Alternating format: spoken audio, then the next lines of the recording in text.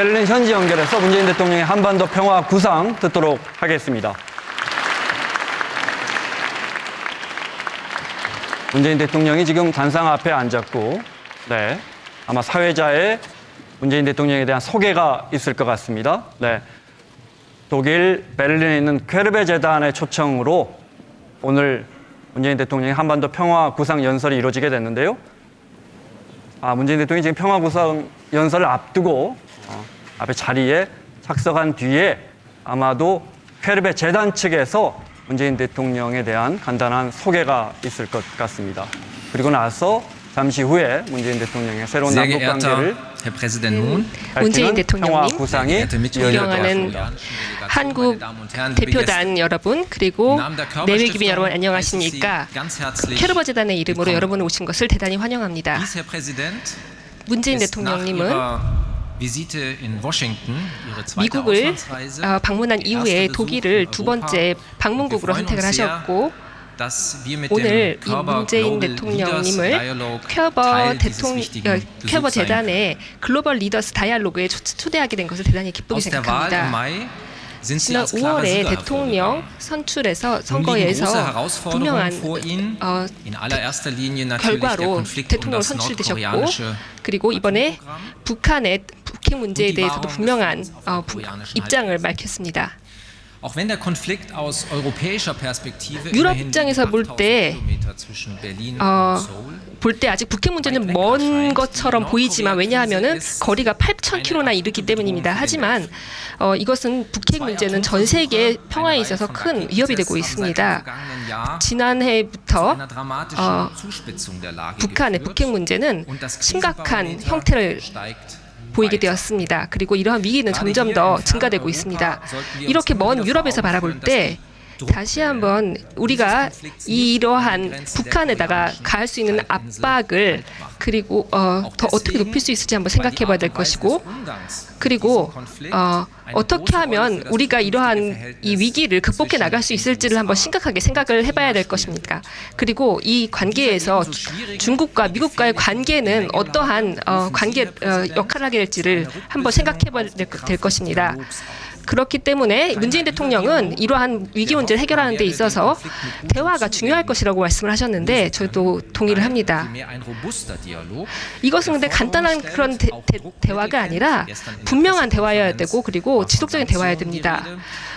단순한 그런 제재의 문제가 아니라 더 나아가서 앞으로 대화의 길로 나아갈 것입니다. 그리고 그렇기 때문에 문재인 대통령과 정부뿐만 아니라 우리 모두에게 있어서 이런 대화의 길에 행운이 깃들기를, 그리고 결실이 있기를 기원에 마치지 않습니다. 이렇게 심각해지고 있는 위기의 상황에서 이 양국 간의, 남북한 간의 접근이, 그리고 아주 어려워 보입니다. 통일은 아직 생각할 수 있는 수준이 아닌 것 같고요. 그렇기 때문에 퀘르베 재단에서 한번 이렇게 얘기한 적이 있습니다. 생각할 수 없는 것을 생각해내는 것, 그것이야말로 이러한 불가능한 것을 가능하게 만드는 것이라고 이야기한 적이 있습니다. 우리 냉전 시대에 있어서 우리가 동서독의 갈등도 이러한 어려운 시기가 있었습니다. 이 알트슈타트하우스는, 우리가 지금 참석하고 있는 알트슈타트는 독일의 통일조약의 조건을, 협상을 이루어냈던 그런 아주 역사적인 장소입니다. 그렇기 때문에 역사적인 어떤 조건이라는 것은 어떤 돌에 쓰여진 것처럼 머물러 있는 것이 아니라 끊임없이 변하는 것입니다. 그렇기 때문에 때로는 이러한 변화가 아주 빨리 이루어질 수도 있다는 걸 생각해야 할 것입니다. 퀘르베 재단의 이름으로 장벽의 극복, 그리고 또 대화, 그리고 이해, 소통, 이것이 우리 재단의 원칙입니다. 이것이 우리의 퀘르베 재단의 모토이기도 합니다. 1960년대 말쯤에 냉전의 그런 위기들이 아직 최정점에 이르렀을 때 이러한 원칙들이 중요한 역할을 했습니다. 직접 대화가 제3자를 통한 간접 대화보다 훨씬 낫다라고 하는 것이 또 하나 우리 재단의, 퀘르베 재단의 그런 정신입니다. 그리고 이러한 아시아를 생각을 해볼 때 이것은 유럽뿐만 아니라 아시아를 생각할 때도 마찬가지입니다. 그리고 우리 유럽이 그리고 캐러버 재단과 아시아의 파트너와의 그런 관계들을 확충시키고 그리고 강화시키는 것이 장기적으로 볼 때는 전 세계적으로 그리고 중요할 것이라는 것을 다시 한번 말씀드리고 싶습니다. 그리고 글로벌 리더스 다이알로그의 그런 틀 내에서 작년에 시진핑 대화에서 초청을 한 적이 있었습니다. 그게 165회였는데요. 그 당시에 전 세계의 세계 질서가 어떻게 변화할 것인가에 대해서 대화를 나눈 바 있었습니다. 그리고 지난해에는 젊은 독일과 그리고 유럽의 리더들, 젊은 리더들을 그리고 젊은이들을 한국에 보내서 그곳에서 한국의 상황에 대해서 파악을 하라고 파견한 적이 있었습니다. 문재인 대통령님, 이번에 신한반도 평화 비전에 대해서 말씀하시겠다고 말씀하셨습니다. 거기에서 제가 저희에 대한 이 기도가 매우 크며 이런 G20 정상회담을 앞둔 바로 이 시점이 그 어떤 때보다도 시적절하다고 생각을 합니다. 그리고 그렇기 때문에 저는 문재인 대통령님의 연설에 대해서 매우 기쁘게 기대를 하고 있고 기쁘게 생각하고 있으며 그 이후에 이어질 대화에 대해서도 토론에 대해서도 큰 기대를 걸고 있습니다. 그리고 다시 한번 그리고 오늘 이 행사를 준비하는 데 있어서 준비를 해줬던 독일의 대사관 관계자 여러분들에게 감사를 드리고 싶습니다. 그리고 문재인 대통령님을 박수로 맞아주시기 바랍니다.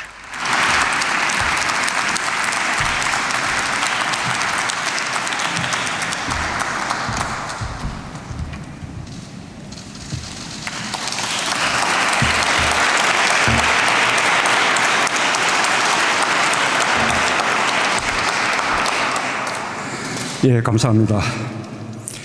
존경하는 독일 국민 여러분, 고국에 계신 국민 여러분, 하울젠 캐러버 재단 이사님과 모드로 전 동독 총리님을 비롯한 예외 기빈 여러분, 먼저 냉전과 분단을 넘어 통일을 이루고 그 힘으로 유럽 통합과 국제 평화를 선도하고 있는 독일과 독일 국민에게 무한한 경의를 표합니다.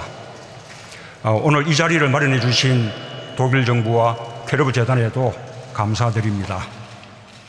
아울러 얼마 전 별세하신 고 헬무트 콜 총리의 가족과 독일 국민들에게 깊은 애도와 유로의 마음을 전합니다.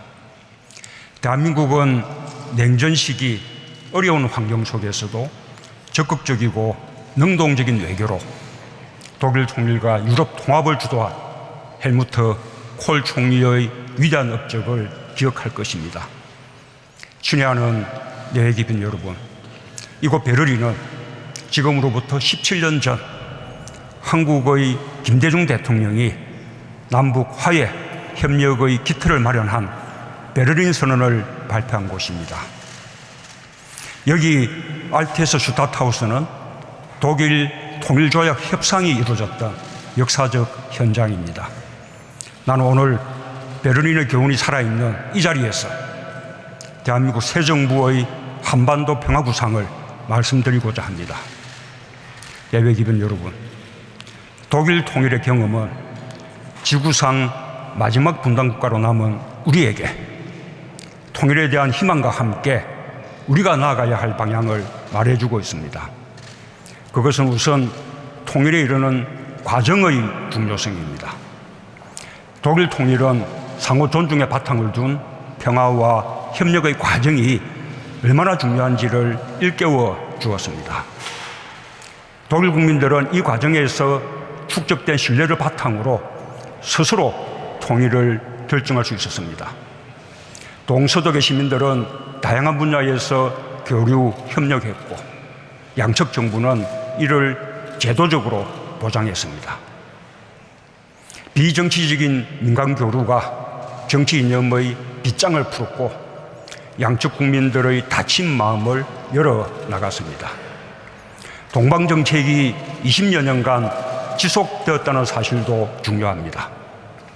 정권이 바뀌어도 일관된 정책이 가능했던 것은 국민의 지지와 더불어 국제사회의 협력이 바탕이 되었기 때문입니다.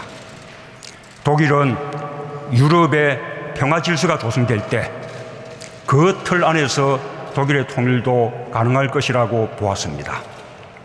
국제사회와 보조를 맞추고 때로는 국제사회를 설득해서 튼튼한 안보를 확보하고 양독관계에 대한 지지를 보장받았습니다.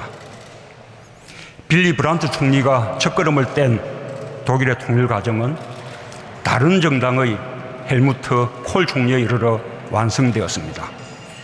나는 한반도의 평화와 공동 번영을 위해서도 마찬가지로 정당을 초월한 협력이 이어져 나가야 한다고 믿습니다. 내외국인 여러분, 한반도의 평화와 통일을 바라는 우리 국민들에게 베를린은 김대중 대통령의 베를린 선언과 함께 기억됩니다. 김대중 대통령의 베를린 선언은 2000년 제1차 남북 정상회담으로 이어졌고 분단과 전쟁 이후 60여 년간 대립하고 갈등해온 남과 북이 화해와 협력의 길로 들어서는 대전환을 이끌어냈습니다. 그 뒤를 이어 노무현 대통령은 2007년 제2차 남북 정상회담을 통해 남북 관계의 발전과 평화 번영을 위한 이정표를 세웠습니다. 김대중 대통령과 노무현 대통령은 한반도의 평화를 정착시키기 위한 국제 협력도 추진해 나갔습니다. 그 기간 동안 육자회담은 북핵 문제 해결 원칙과 방향을 담은 9.19 성명과 1.3 합의를 채택했습니다. 북미 관계, 북일 관계에도 진전이 있었습니다. 나는 앞선 두 정부의 노력을 계승하는 동시에 대한민국의 보다 주도적인 역할을 통해 한반도의 평화체제를 구축하는 담대한 여정을 시작하고자 합니다. 존경하는 내외국민 여러분, 한반도가 직면하고 있는 가장 큰 도전은 북핵 문제입니다. 북한은 핵과 미사일 도발을 계속하며 한반도와 동북아, 나아가 세계의 평화를 위협하고 있습니다. 특히 바로 이틀 전에 있었던 미사일 도발은 매우 실망스럽고 대단히 잘못된 선택입니다. 유엔 안보리 결의를 명백히 위반했을 뿐만 아니라 국제사회의 거듭된 경고를 정면으로 거부한 것입니다. 무엇보다 한미 정상회담을 통해 모처럼 대화의 길을 마련한 우리 정부로서는 더 깊은 유감을 느끼지 않을 수 없습니다. 북한의 이번 선택은 무모합니다. 국제사회의 응징을 자초했습니다. 북한이 도발을 멈추고 비핵화 의지를 보여준다면 국제사회의 지지와 협력을 받을 수 있도록 앞장서서 돕겠다는 우리 정부의 의지를 시험하고 있습니다. 나는 북한이 돌아올 수 없는 다리를 건너지 않기를 바랍니다. 북한은 핵과 미사일 개발을 포기하고 국제사회와 협력할 수 있는 길을 찾아야 합니다. 완전하고 검증 가능하며 불가역적인 한반도 비핵화는 국제사회의 일치된 요구이자 한반도 평화를 위한 절대 조건입니다. 한반도 비핵화를 위한 결단만이 북한의 안전을 보장하는 길이라는 뜻입니다. 그래서 나는 바로 지금이 북한이 올바른 선택을 할 수 있는 마지막 기회이고 가장 좋은 시기라는 점을 강조합니다. 점점점 높아지는 군사적 긴장의 악순환이 한계점에 이른 지금 대화의 필요성이 과거의 때보다 절실해졌기 때문입니다. 중단되었던 한반도 평화 프로세스를 다시 시작할 수 있는 기본 여건이 마련됐다는 점도 중요합니다. 최근 한미 양국은 제재는 외교적 수단이며 평화적인 방식으로 한반도 비핵화를 달성한다는 큰 방향에 합의했습니다. 북한에 대해 적대시 정책을 갖고 있지 않다는 사실을 천명했습니다. 북한의 선택에 따라 국제사회가 함께 보다 밝은 미래를 제공할 수 있음을 확인했습니다. 한미 양국은 또한 당면한 한반도 위기를 타개하기 위해서도 남북관계 개선이 중요하다는 점에 인식을 같이 했습니다. 트럼프 대통령은 한반도 평화통일 환경을 조성함에 있어서 대한민국의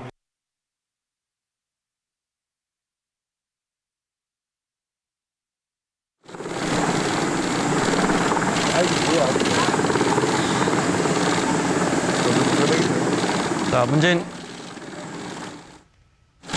문재인 대통령이 한반도 평화 구상 현지 베를린 연결해서 듣고 계시는 과정에서 음향이 잠깐 고르지 못했는데요. 다시 이어서 오직 듣겠습니다. 북한이 선택할 일입니다.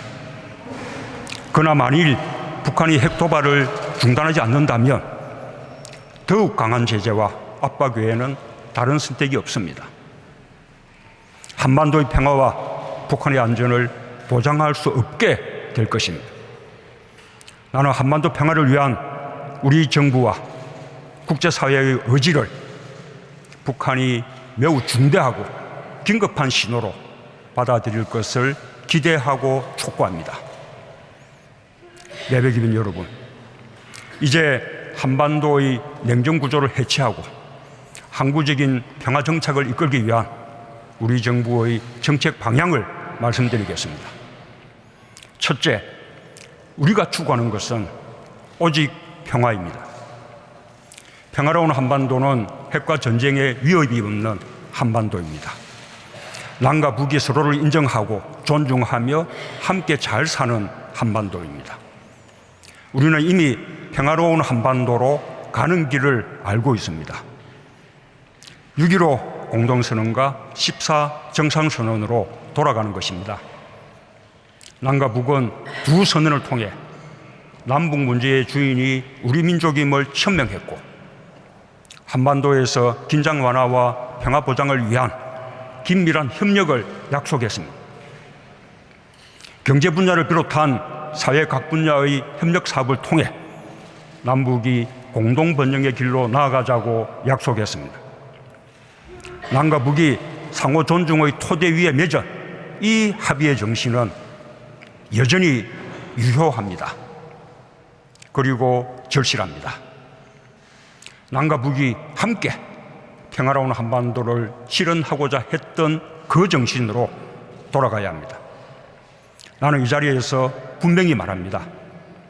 우리는 북한의 붕괴를 바라지 않으며 어떤 형태의 흡수 통일도 추진하지 않을 것입니다.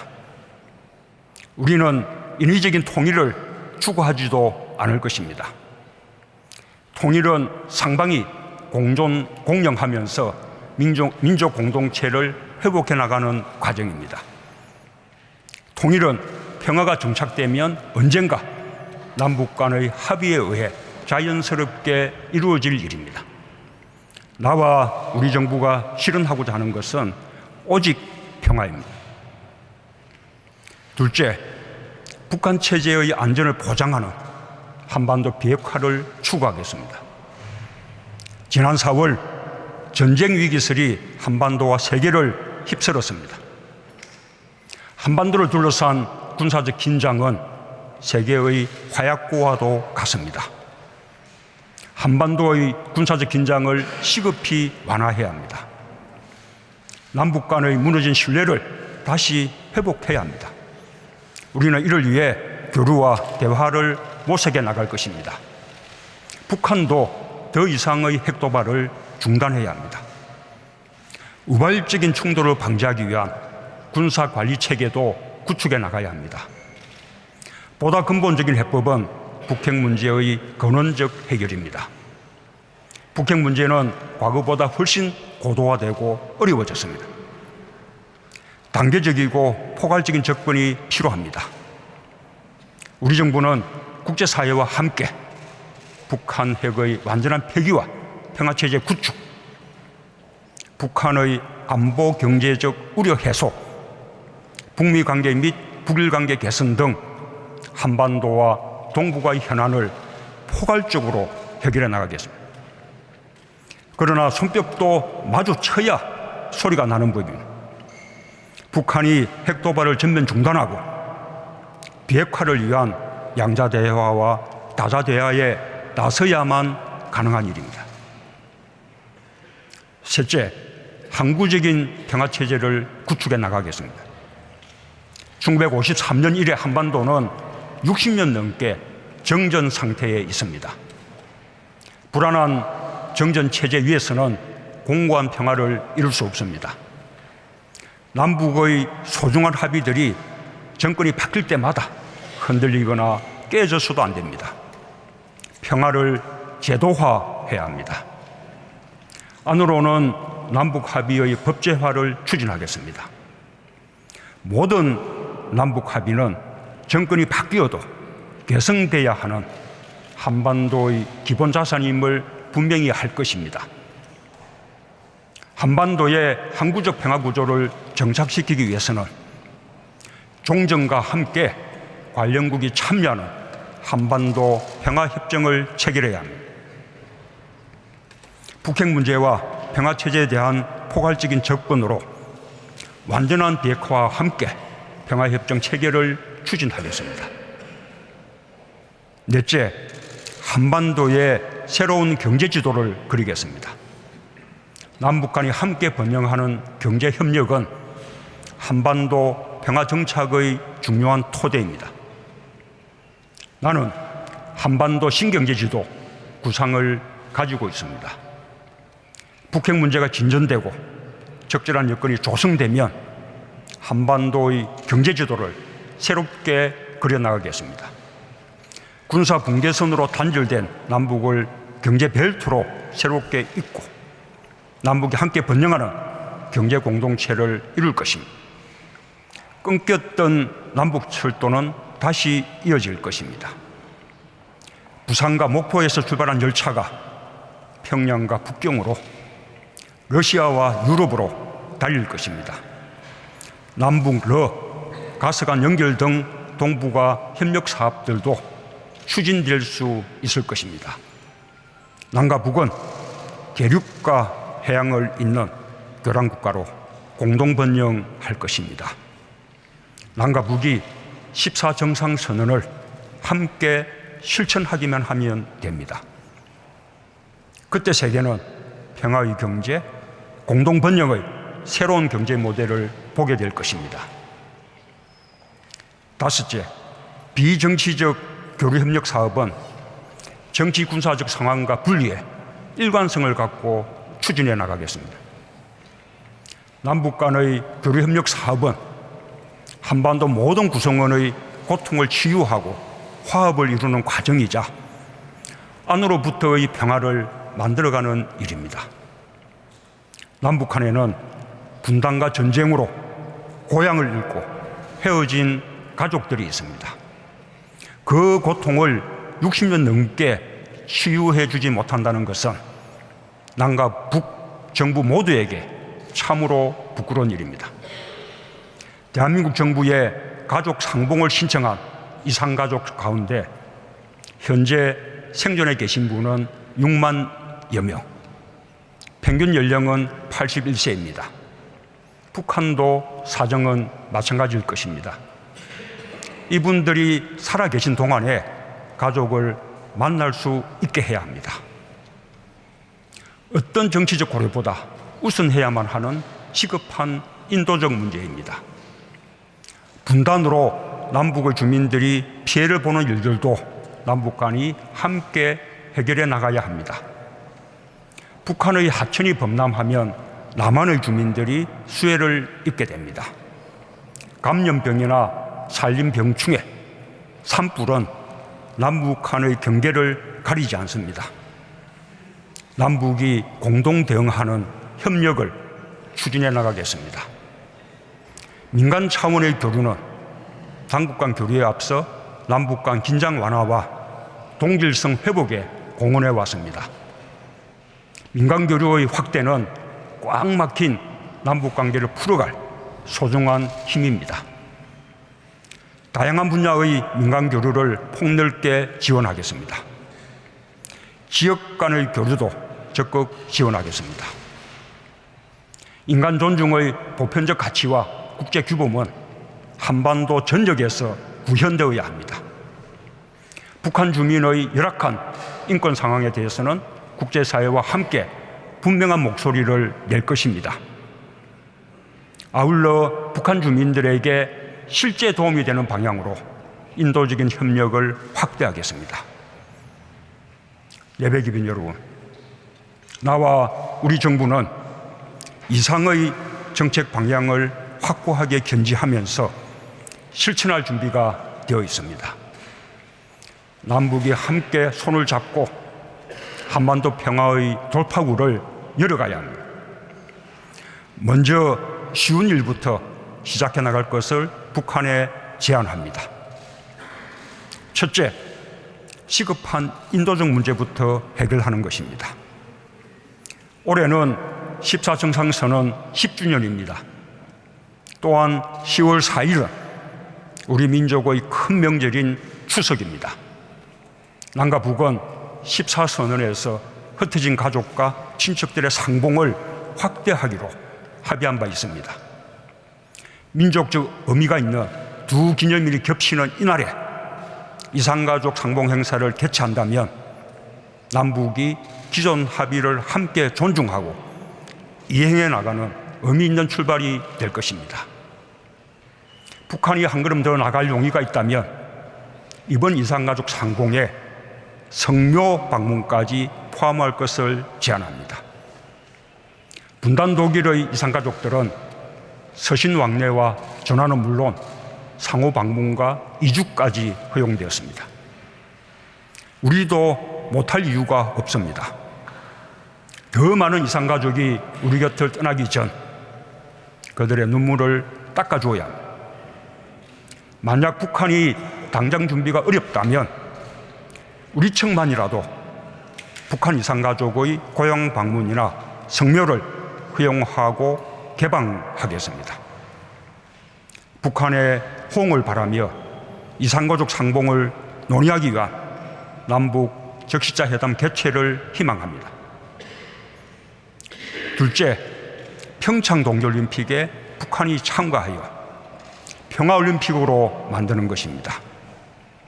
2018년 2월 한반도의 군사 분계선에서 100km 거리에 있는 대한민국 평창에서 동계올림픽이 개최됩니다.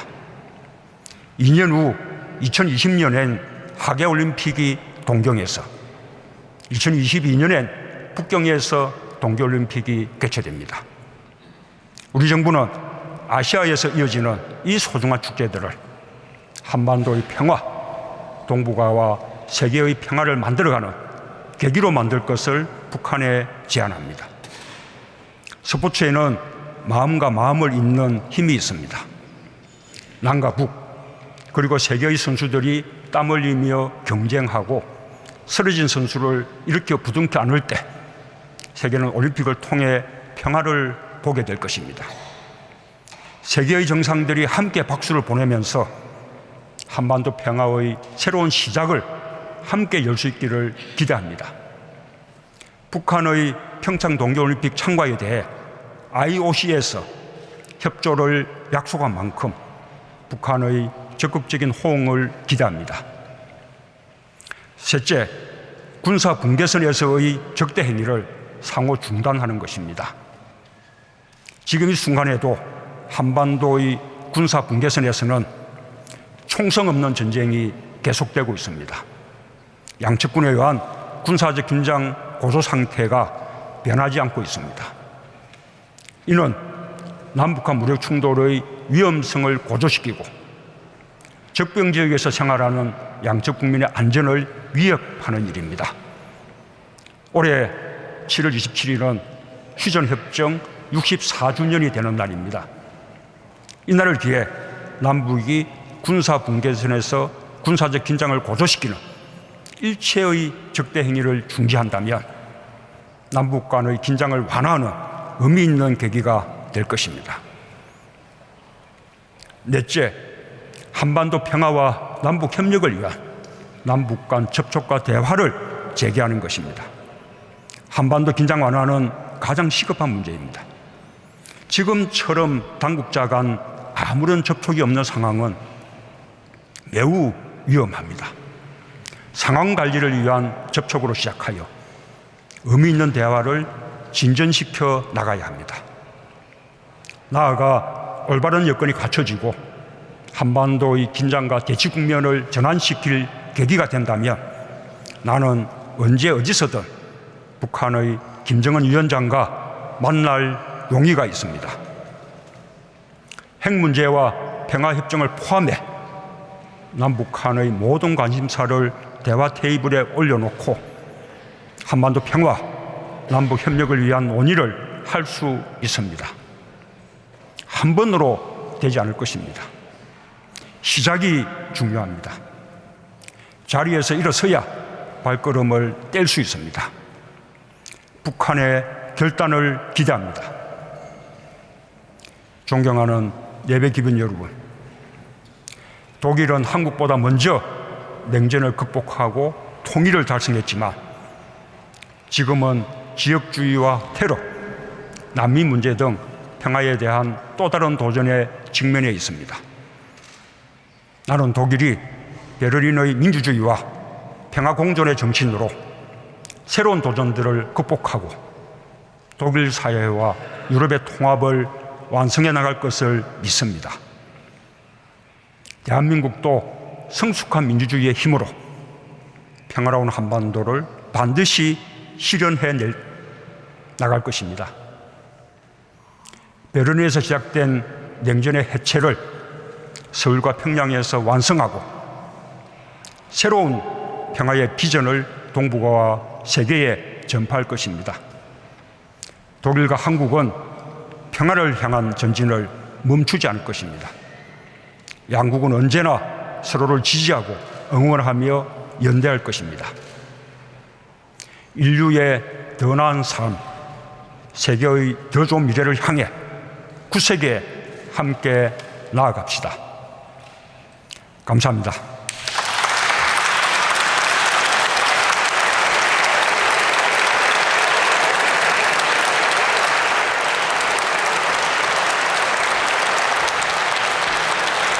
자, 지금까지 문재인 대통령의 한반도 평화구상, 베를린 캐르베 재단에서 있었던 한반도 평화구상 현지 연결해서 들으셨습니다. 이어서 간단한 질의응답이 이어질 것 같습니다.